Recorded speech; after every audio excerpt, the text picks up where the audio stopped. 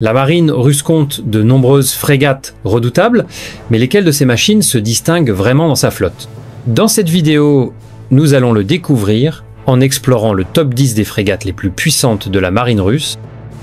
Numéro 10. Pitlivi.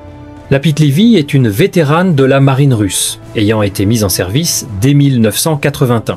Faisant partie du projet 1135e Burevestnik, elle a été initialement conçue pour la lutte anti-sous-marine, mais elle a évolué au fil du temps pour devenir une frégate polyvalente fiable. Elle mesure 123 mètres de long et 14,2 mètres de haut, et son déplacement en pleine charge est de 3305 tonnes. Ce n'est peut-être pas le navire le plus moderne, mais il reste un atout solide dans la flotte de la mer Noire. Grâce à une puissance moteur de 44 000 chevaux, cette frégate peut atteindre des vitesses allant jusqu'à 32 nœuds, soit environ 59 km/h.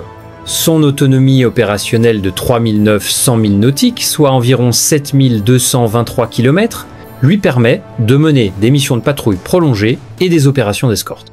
Bien qu'elle prenne de l'âge, ses récentes améliorations en matière de communication et de capteurs lui permettent de rester pertinente. On estime aujourd'hui sa valeur à environ 150 millions de dollars, ce qui reflète à la fois ses capacités et son héritage au sein de la flotte. Numéro 9. Neustrachimy. Mise en service en 1993, la Neustrachimy est le navire amiral du projet 11540 Yastreb et constitue un atout majeur dans la guerre anti-sous-marine pour la flotte de la Baltique. Elle mesure 129,6 mètres de long et 15,5 mètres de haut, avec un déplacement total de 4318 tonnes, ce qui en fait l'une des frégates les plus grandes et robustes de son époque. Grâce à une puissance impressionnante de 110 000 chevaux, le navire peut filer à 30 nœuds, soit 56 km/h. Son autonomie de croisière atteint 4500 milles nautiques, soit environ 8334 km, ce qui lui confère une excellente endurance pour des missions régionales et océaniques. Conçue pendant la guerre froide mais modernisée pour des opérations actuelles, elle est équipée de systèmes sonars, avancés et de missiles capables de contrer les sous-marins et aéronefs ennemis. Malgré les retards dans sa modernisation, elle demeure un pilier de la stratégie navale russe en mer Baltique et sa valeur est estimée à environ 375 millions de dollars.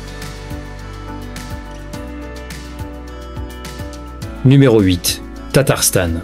La Tatarstan, navire de tête du projet 11660 et un Gepard, a rejoint la flottille de la Caspienne en 2002. C'était la réponse de la Russie aux besoins de contrôle régional et de patrouille maritime dans des mers fermées comme la mer Caspienne. Longue de 102,4 mètres et haute de 13,1 mètres, cette frégate relativement compacte affiche un déplacement de 2000 tonnes. Bien que plus petite, elle n'en est pas moins capable, avec une centrale qui développe 46 400 chevaux, lui permettant d'atteindre une vitesse maximale de 29 nœuds, soit 54 km/h, avec une autonomie de croisière de 4000 milles nautiques, soit environ 7000 km, elle peut maintenir une présence constante dans sa zone d'opération. Dotée de missiles modernes surface-surface et anti-aériens, ainsi que d'un canon naval et d'un système de guerre électronique, la Tatarstan est conçue pour l'attaque comme pour la défense dans les zones littorales. Estimée à 250 millions de dollars, elle reste une solution rentable et performante dans l'arsenal naval régional russe. Numéro 7. Daghestan. Successeur de la Tatarstan, le Daghestan appartient au projet 11660 et une quai Gepard et a été mis en service en 2012. Légèrement plus lourd que son prédécesseur, il affiche un déplacement de 2090 tonnes tout en conservant des dimensions similaires, 102,4 mètres de long et 13,1 mètres de haut. Avec ses 46 400 chevaux sous le capot, le Daghestan peut atteindre 29 nœuds, soit 54 km/h, et parcourir jusqu'à 4000 milles nautiques, soit 7000 km. Ce qui distingue le Daghestan, c'est son armement, en particulier les missiles de croisière calibre NK, qui renforcent considérablement ses capacités de frappe. Ces missiles lui permettent d'engager des cibles bien au-delà de la ligne de vue, faisant de lui une menace sérieuse dans sa zone opérationnelle. Son radar et ses systèmes de combat sont optimisés pour faire face à des menaces asymétriques et hybrides, en particulier dans les eaux confinées de la mer Caspienne. Ce prix de 250 millions de dollars constitue donc un investissement judicieux pour la domination littorale de la Russie. Numéro 6. Amiral Grigorovitch.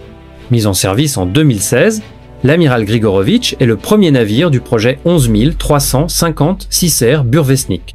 Cette frégate moderne est conçue pour les opérations polyvalentes, avec des lignes furtives et des systèmes de combat avancés. Elle mesure 124,8 mètres de long et 15,2 mètres de haut, pour un déplacement de 4035 tonnes. Grâce à une puissance de 60 900 chevaux, elle peut atteindre une vitesse maximale de 30 nœuds, soit 56 km/h, avec une autonomie de 4850 milles nautiques, soit environ 8980 km. Elle est pensée pour des missions de longue durée dans des zones maritimes variées. Elle est équipée de missiles de croisière Caliber, d'un système de défense aérienne à moyenne portée et de torpilles anti-sous-marines, faisant d'elle un combattant équilibré et redoutable en surface. Elle dispose également d'un pont et d'un hangar pour hélicoptères, ajoutant de la flexibilité. Estimée à environ 475 millions de dollars, elle est une pièce maîtresse de la flotte de surface russe en mer Noire. Numéro 5. Amiral Essen. Suivant les traces de son navire jumeau, l'amiral Essen a rejoint la flotte en 2006 et a rapidement prouvé sa valeur lors de déploiements en Méditerranée. Elle fait partie du projet 11 356R Burevestnik et partage les mêmes caractéristiques que l'amiral Grigorovitch. Une longueur de 124,8 mètres, une hauteur de 15,2 mètres et un déplacement de 4035 tonnes. Avec une puissance de 60 900 chevaux, elle peut atteindre des vitesses allant jusqu'à 30 nœuds, soit environ 56 km/h. Son autonomie opérationnelle est également de 4850 milles nautiques, soit 8980 km. L'amiral Essen est équipé d'un arsenal polyvalent comprenant les missiles de croisière Caliber, qui ont été utilisés en combat réel en Syrie. Ce navire de guerre est non seulement puissant, mais aussi éprouvé au combat, apportant des enseignements essentiels pour les futurs modèles navals russes. Sa valeur est estimée à environ 475 millions de dollars, un montant justifié par ses performances et ses capacités dans les zones contestées. Numéro 4. Amiral Makarov. L'amiral Makarov, troisième unité de la classe du projet 11 356R, est entrée en service actif en 2017. Presque identique à ses sœurs, elle mesure 124,8 mètres de long et 15,2 mètres de haut, avec un déplacement à pleine charge de 4035 tonnes. Propulsée par des moteurs développant 60 900 chevaux, elle peut atteindre 30 nœuds, soit environ 56 km/h, et parcourir jusqu'à 4850 milles nautiques, soit 8980 km. Ce qui la distingue, c'est son rôle en tant qu'actuel navire amiral de la flotte de la mer Noire, notamment après la perte d'autres unités clés. Son mélange éprouvé de capacités de défense aérienne, d'attaque terrestre et de lutte anti-sous-marine en fait un atout stratégique. Conçue pour affronter divers types de menaces, elle est aujourd'hui l'un des navires de guerre les plus actifs et visibles de la Russie. D'une valeur d'environ 475 millions de dollars, elle incarne la puissance navale russe à l'international. Numéro 3. Amiral Flota Sovetskogo Soyuza Gorchkov. L'amiral Gorchkov est le navire de tête du projet 22 350, une classe avancée de frégate mise en service en 2018. D'une longueur de 135 mètres et d'une hauteur de 6 mètres, avec un déplacement de 5400 tonnes, elle est plus grande et plus moderne que ses prédécesseurs. Grâce à une propulsion de 65 000 chevaux, le Gorchkov peut naviguer à 29,5 nœuds, soit environ 54,6 km/h, et atteindre une portée de 4850 milles nautiques, soit 8980 km. Conçue pour des missions globales, elle intègre des technologies furtives, un système de gestion de combat moderne et un large arsenal, incluant les missiles Caliber et Onyx. Capable de traiter les menaces aériennes, navales et sous-marines, elle a déjà été déployée lors de longues missions, notamment dans l'Atlantique et l'océan Indien. Pour un coût d'environ 250 millions de dollars, elle représente une nouvelle génération de frégates russes à capacité hauturière.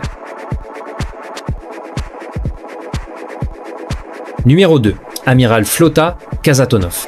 Mise en service en 2020, l'amiral Kazatonov est la deuxième frégate de la classe 22 350 Gorchkov, elle mesure 135 mètres de long pour 6 mètres de haut et affiche un déplacement de 4 500 tonnes. Légèrement plus légère que le navire de tête, elle conserve une puissance remarquable grâce à une propulsion de 65 000 chevaux, lui permettant d'atteindre une vitesse de 29,5 nœuds, soit environ 54,6 km par heure.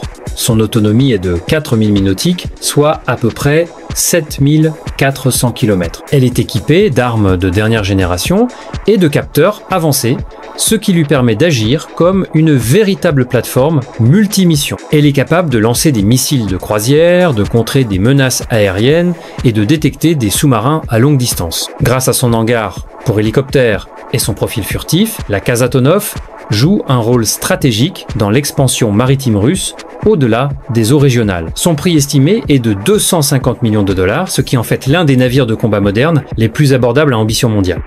Numéro 1. Amiral Golovko. Dernière venue dans la classe 22 350, l'Amiral Golovko a été mise en service en 2023. Elle mesure 135 mètres de long et 6 mètres de haut, pour un déplacement total de 5 400 tonnes, représentant l'évolution la plus récente de la guerre navale de surface russe. Son système de propulsion développe 65 400 chevaux, lui offrant une vitesse de pointe de 29,5 nœuds, soit 54,6 km par heure. Avec une autonomie de 4 850 milles nautiques, soit 8 980 km, elle est conçue pour des missions prolongées en haute mer.